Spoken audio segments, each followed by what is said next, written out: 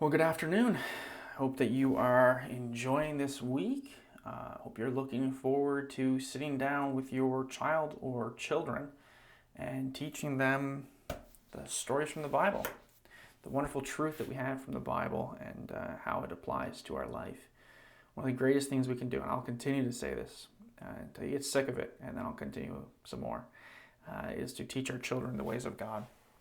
And this week, we are looking, it is lesson number 22 in our workbook for our teaching the kids the Bible at home.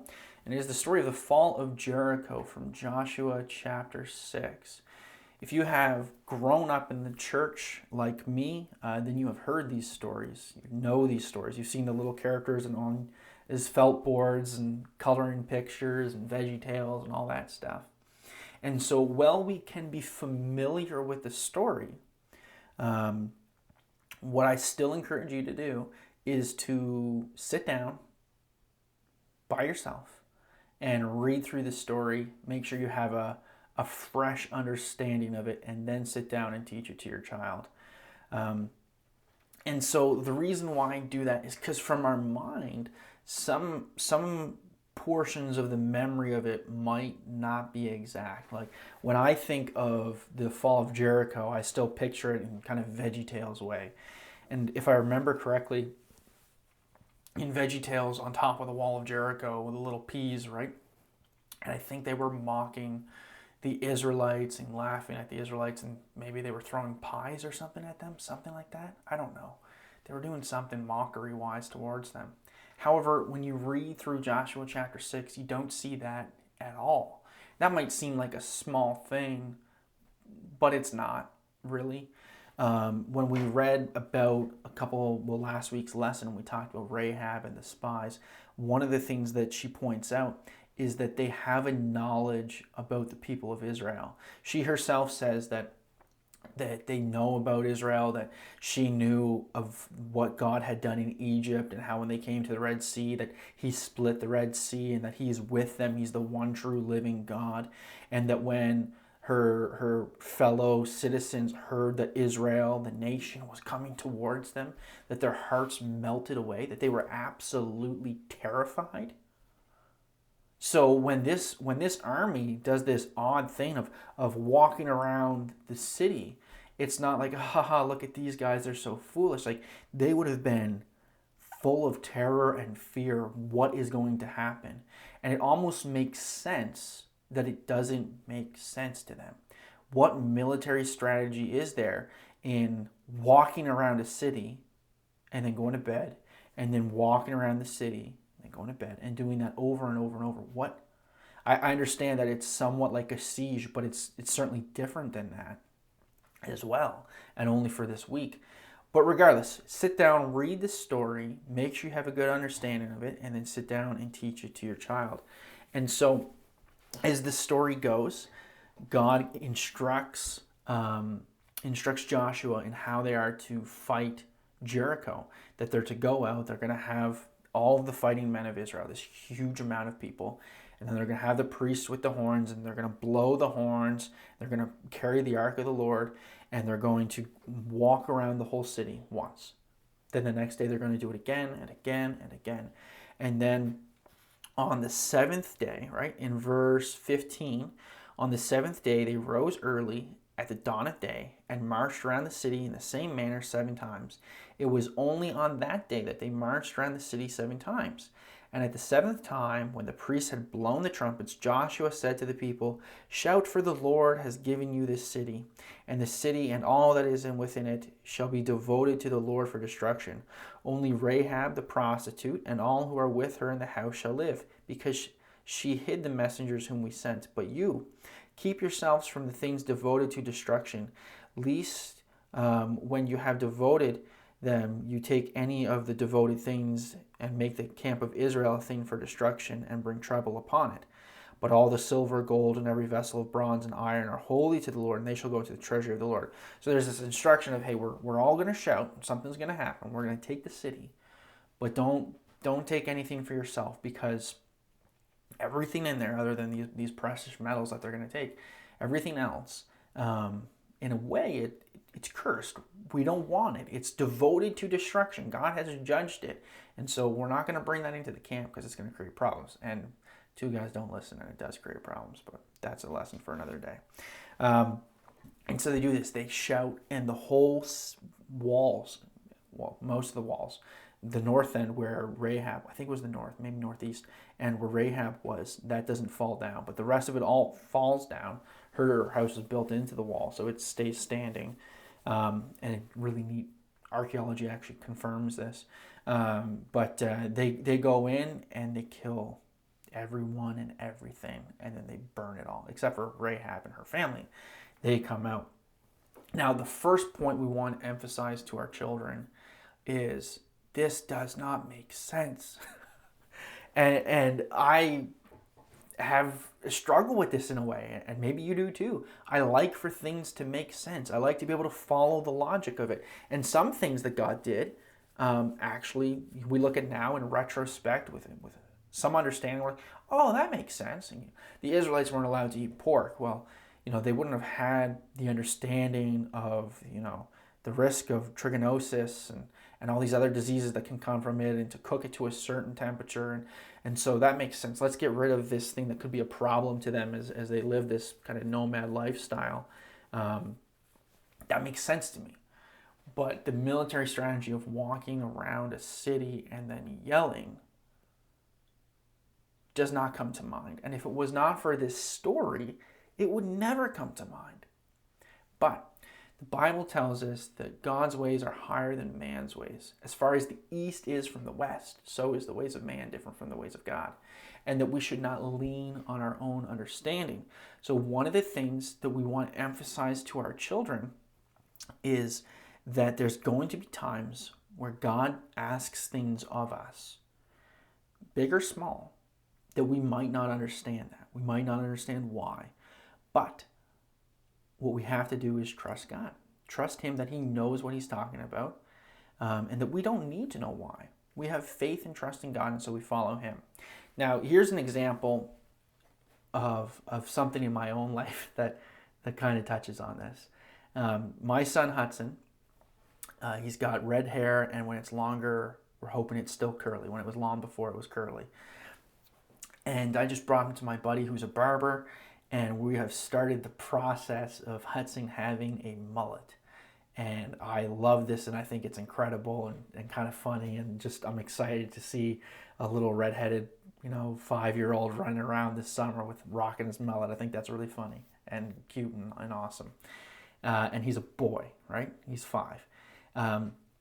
However, my wife kind of made the joke to me, when I was younger, obviously I didn't have a beard, but when I was in high school, I had really big curly hair and long hair, and it was kind of crazy. And she made the joke, "Oh, are you going to grow a mullet too? Long hair at the back kind of thing." And I know not many people might be here with me, but in 1 Corinthians 11, Paul is writing, and he says, "Does not nature itself teach you that if a man wears long hair, it is a disgrace for him?" And then he goes on, and it's a section that's about head coverings, and for some reason a lot of people ignore it, but it has this point there. And so there's something in nature that Paul sees, and that God, through his scripture, is saying here about a man having long hair, that it's a dishonor to him. And so I'm not going to grow a mullet out of that. And part of it is I don't understand why, and I don't fully get it. But I'm going to listen to it anyways. And so that might seem like a weird connection, but I think it makes sense to me. It makes sense to me. I hope it makes sense to you. But it's this idea of when God says something, we don't need to understand it. It's good if we can, and we should seek to understand it, right? To study it and to learn more, because then we can understand the heart of it as well. But outside of that, we don't need to. Joshua wasn't like, "Well, Lord, why should we walk around once a day for 6 days? Why should we blow 7 horns? Why should we yell at this point?" It was, "God, you said this, and so we're going to do it. We are going to listen to you. We don't understand it, but we're going to follow your ways anyways." And so that's one of the things that we should make that point to our children. And so the walls fall down, the soldiers go in, and they go to work, slaying the people, killing the crop, or not the crops, the livestock, and destroying everything. They burned the city. And archaeology from the 1950s, where they did this dig, they spent 6 seasons there digging around, and they found pieces of the wall that were falling over, and they found rooms that were caved in, and they found burn marks on it and all this stuff. It was really cool. Confirms, not that we need it confirmed, but it confirms it, and that's neat. That's cool. And so out of this can come the question, and it has risen from other people, of why did they kill everyone? And people get upset about this because when we say everyone, we mean everyone. And people will say, well, why didn't they just do like a mass adoption? And, we'll kill all the adults, but then we'll take the children. The children were raised in a culture that was very different. And we can talk about God and children and whether there's an age of accountability and whatnot. We can talk about that another day. But the point here is the righteousness of God and the judgment of God. That God is just, He is righteous, and that He needed the people of Israel to be righteous and to not be perverted. So much so that He gives them certain laws and decrees to keep them from the practices of the people around them. And one thing that happens with people is as they grow up, especially if they're adopted, but even outside of that, they learn something about their heritage, and it might have had no impact on their life at all, but then they like it and it affects them. And so maybe they grew up and they grow up in a family that has Irish heritage, and then they're 16 or they're 18 years old, and their parents come to them and say, hey, Billy, we want to let you know that you're adopted. It's like, what? Oh, okay. And so then he learns about his birth family. Maybe he does one of those DNA testing. Comes back, he has Norse heritage, and then he starts putting beard or like Viking beads in his beard, and he starts reading about Norse mythology. And this is something that happens quite often is people learn about their heritage, that it's had nothing to do with them currently at this point. It didn't affect their living. But once they get that knowledge, then they take interest in it and they try to learn more, and it affects how they are. And that would have happened here, right? If they had done this mass adoption, the people that were adopted, they would have obviously looked different to some degree. And then they would have learned about that. And then, well, what was my people like? And they try to reconnect with that old culture. And so that's one of the reasons why this happened, but also that God is righteous.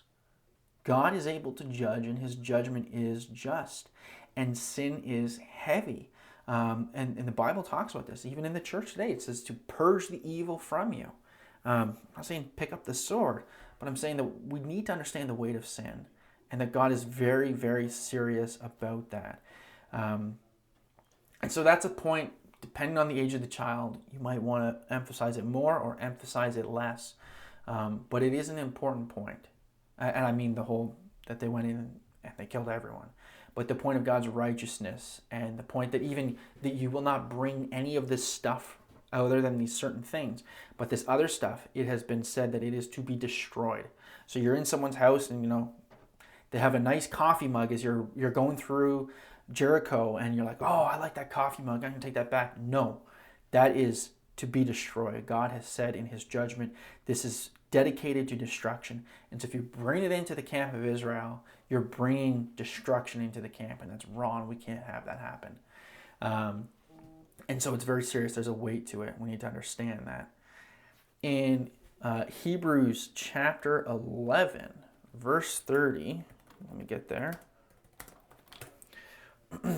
By faith, the walls of Jericho fell down after they had been encircled for 7 days.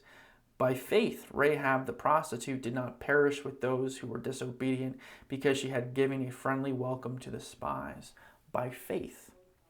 And so one of the major lessons here is for us to have faith in God, even in the midst of things not making sense to us, or going against what we might want. The soldier's going through there, he says, oh, that's a really nice mug, I'd like to have that. Minor thing, I know, but it's an example that's in front of me. I'd like to have that, but God said not to, and so I'm going to have faith in Him. I'm going to not pick it up. I'm not going to bring it back. I'm having faith in God, and that affects my actions. So we would have an act of faith. So that's some of the points that we should make with our children this week as we go through this story of the fall of Jericho. I have some of those written out there for you in your lesson. There's a coloring book of the city falling and them blowing their horns. Coloring page that your kids can do. And then this week we got quite a bit. There is a family devotional that you can do with your kid titled Lean Not on Your Own Understanding. So you can walk through that with your children and spend some time in prayer with them. Wonderful thing to do.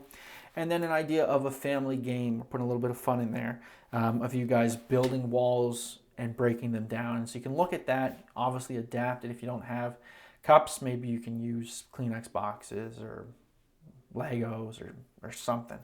I'm sure you have something you can stack up in your house. But take the time to sit down, teach that to your children. We're still on the current memory verse, but this Sunday they're going to get a new one. So prepare yourself for that as we learn that. It'll be good. That's all I have for you this week. I hope that you are doing well. And as always, if you have any questions, you want to talk through this story, anything like that, feel free to reach out to me. I'm more than happy to help. Have a great day, a great week, and honor God in all that you do.